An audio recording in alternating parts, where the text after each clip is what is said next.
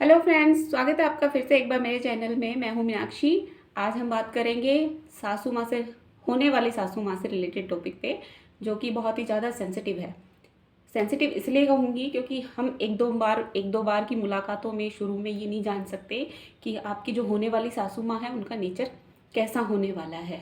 इसीलिए ज़्यादातर लोग बोलते हैं कि कुंडली हस्बैंड से ना मिला के सासू माँ से मिलाई जानी चाहिए। ये तो खैर हो गई मजाक की बात है, लेकिन होता क्या है ना कि देखो, वो भी किसी अलग परिवार से उस घर में आई है, आप भी किसी अलग परिवार से उस घर में जा रहे हो, तो दोनों के नेचर का अलग अलग होना स्वाभाविक सी बात है।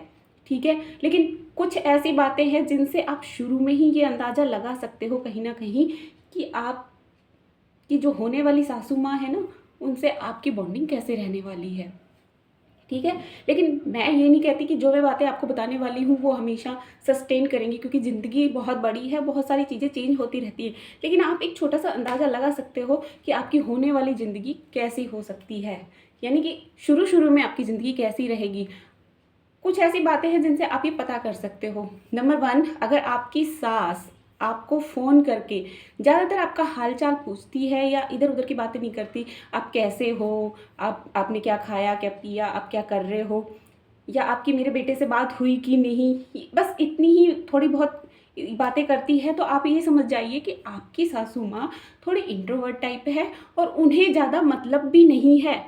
लेकिन कुछ सास ऐसी होती हैं, मम्मी क्या कर रही है, आप क्या बाहर गए थे, आप क्या कर रहे थे, आपकी लाइफ में अगर वो घुसने की कोशिश कर रही है तो आप ये समझ जाइए कि कहीं ना कहीं वो आपको अंदर तक बहुत ज़्यादा जानने की कोशिश कर रही है, जो आपके लिए सही नहीं हो सकता। क्योंकि स्टार्टिंग में ही आपका सब कुछ उनका जान लेना ये सही नहीं है, क्योंकि इन बातों को कई बार बेस बना के बाद में प्रॉब्लम क्रिएट की जाती हैं।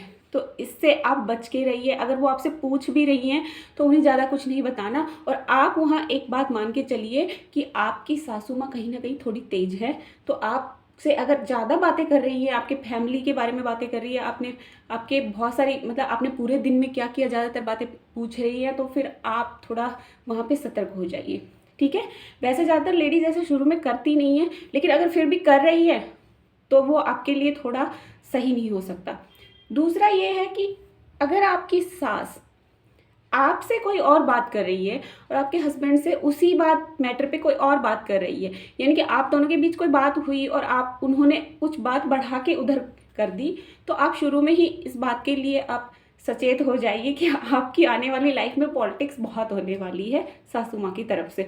तो इन चीज़ों को आप कैसे रोकेंगे ये भी मैं आपको आने वाले वीडियो में बताऊंगी, क्योंकि ये चीज़ें ऐसी नहीं है कि आप रोक नहीं सकते, या इनके लिए आपको ज़्यादा टेंशन लेने वाली बात नहीं है ये कोई।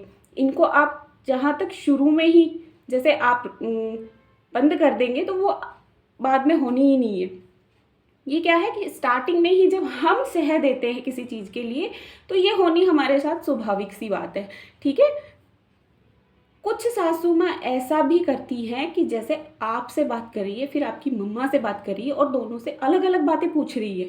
ठीक है, तो ये भी कहीं ना कहीं ये है कि वो ये जानने की कोशिश करे कि माँ बेटी में से सच कौन बोल रहा है, या माँ बेटी में से कौन क्या बताता है। ठीक है, तो वहाँ भी आपको थोड़ा सतर्क हो जाना ज़रूरी है।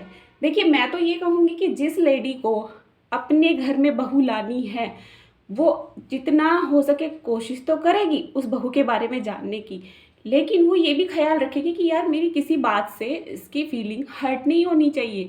लेकिन अगर वो इन बातों का ख्याल नहीं रख रही है तो समझ लीजिए कि वो उनको कोई फ़र्क नहीं पड़ता आपकी किसी फीलिंग से। ठीक है, और ये आपके लिए थोड़ा सा क्या कहते हैं, रेड फ्लैग वाली बात हो जाती है।